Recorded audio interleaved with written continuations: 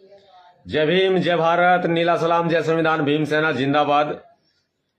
सभी ने देख लिया, चुनाव परिणाम देख लिया और सच्चाई पूछो मजा आ गया।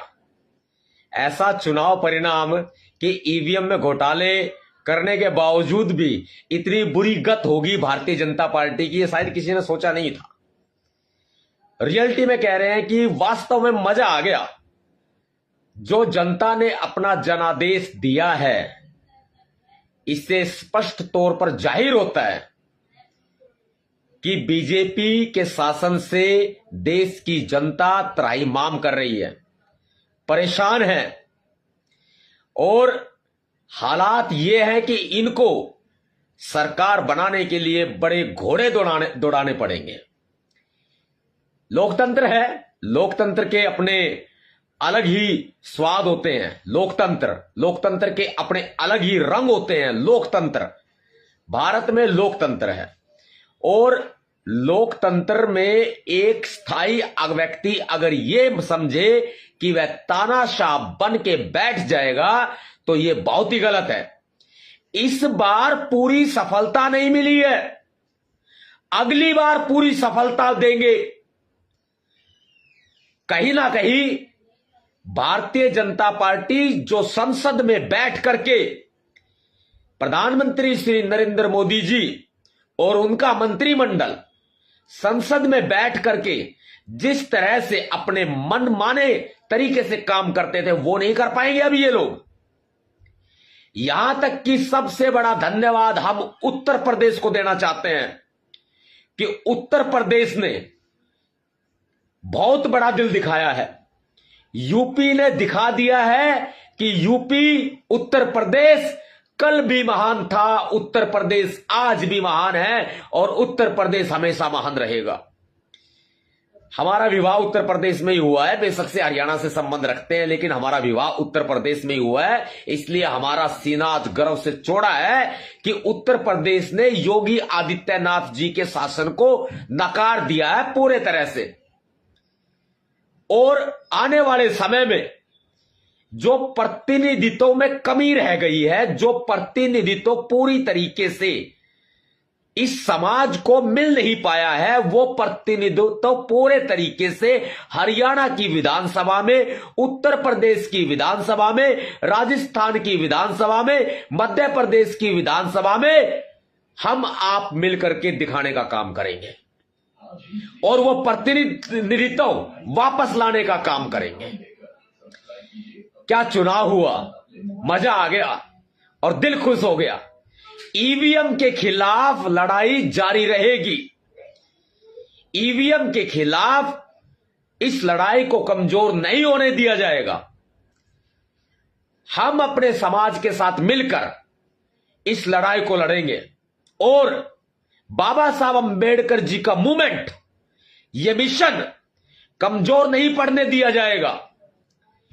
चाहे कोई भी तरीका अपनाना पड़े, हम अपनाएंगे और लोकतंत्र की शोभा, लोकतंत्र की खुशियां, लोकतंत्र के अपने तमाम तरह के रंग, तमाम तरह की राजनीतिक पार्टियां जो चुनाव मैदान में उतरकर ये सोच रहे थे पुलिस के बल पर, धन के बल पर, ईडी के बल पर, सीबीआई के बल पर वे लोग अपना राज दोबारा कायम कर लेंगे।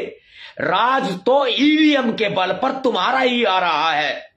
आरएसएस वालों, बीजेपी वालों, सरकार तुम्हारी आ रही है, लेकिन हम स्थायी सरकार है, तुम 5 साल की सरकार हो और यह भी नहीं पता इधर उधर से सांसदों को तोड़ के यदि तुम सरकार बनाने में कामयाब भी हो जाओगे तो ज्यादा दिन चल नहीं पाओगे। साथियों, तैयारी कर ले। भीम सेना के भीम सैनिक, बहुजन समाज के योद्धा तैयारी कर ले। हरियाणा विधानसभा, उत्तर प्रदेश विधानसभा, मध्य प्रदेश विधानसभा और राजस्थान विधानसभा, यहां पर अब हम परचम लहराएंगे पूरे तरीके से। जानकारी के लिए बता देना चाहता हूं कि ये जो चुनाव हुआ, ये पूरे तरीके से चुनाव बीजेपी को जिताने का चुनाव था। नवाब सतपाल तंवर एसएसपी लेकर मैदान में आएंगे और आपका साथ मांगेंगे। एसएसपी लेकर मैदान में उतरेंगे, आपका साथ मांगेंगे। जितने लोगों ने चुनाव लड़े, जो जीत गए उनको बधाई, जो हार गए उनको सांत्वना है कि आप दोबारा से मेहनत करें। और जरूरी बात सुन लो, जरूरी बात सुन लो, बहुजन समाज के जिन लोगों को जो पूरे तरीके से बाबा साहब के मूवमेंट में मेहनत कर रहे हैं, जिनको प्रतिनिधित्व पूरे तरह से नहीं मिल पाया है, उनको प्रतिनिधित्व देने का और दिलाने का काम अब किया जाएगा। यहां तक कि कहीं भी अत्याचार शोषण की घटनाएं होती है, हम लोग भरपूर आवाज उठाते रहे हैं। और आज की बात नहीं है, ये 16, 17 साल पुराने संघर्ष की बातें हैं। लेकिन इस चुनाव ने ऐसा मजा दिखाया है कि वास्तव में भारतीय जनता पार्टी और प्रधानमंत्री नरेंद्र मोदी जी के घमंड को तोड़ने का काम किया है। प्रधानमंत्री मोदी जी के घमंड को जो तोड़ने का काम किया है, और स्पेशल विशेष तौर पर उत्तर प्रदेश में बुलडोजर के घमंड को तोड़ने का काम किया है। जो ये लोग ईडी पीछे लगा देते हैं, सीबीआई पीछे लगा देते हैं, मेरे पीछे खुद गुंडे लगे हैं, पुलिस लगी है, बदमाश पीछे लगे हैं, ना जाने कौन कौन पीछे लगे हैं, एक गिराने के लिए, झुकाने के लिए। हरदोई में जाता हूं, वहां पर तानाशाही होती है, रामपुर में जाता हूं, वहां पर तानाशाही होती है। लेकिन उत्तर प्रदेश की जनता ने और देश की जनता ने बीजेपी, योगी आदित्यनाथ जी और नरेंद्र मोदी जी के घमंड को तोड़ने का बहुत ही अच्छा काम किया है। और भी बहुत लोगों के घमंड टूटे हैं, जो अपने आप को सर्वे सर्वा मानते थे, समझते थे। मैदान में आने के लिए जिन लोगों को प्रतिनिधित्व नहीं मिल पाया, जिन लोगों को किसी भी राजनीतिक दल में सम्मान नहीं मिला, वो सम्मान देने के लिए हम तैयार बैठे हैं। आप तैयारी करो, लोकतंत्र में मजा और बहुत आएगा। जितने लोग जीते सभी को बधाई, और जो हारे सभी को सांत्वना। आप मेहनत करो, अवश्य जीतोगे।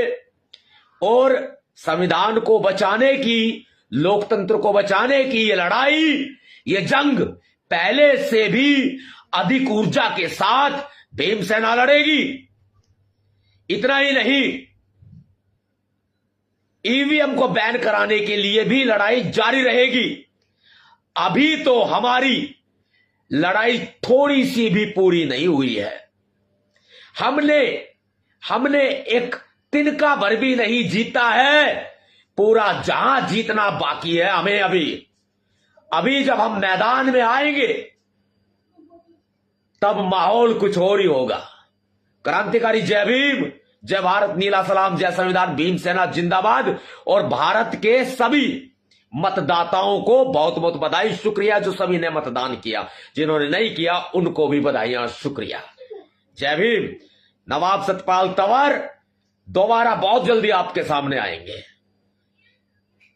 और लोकतंत्र की जीत होगी, मोदी जी की हार होगी।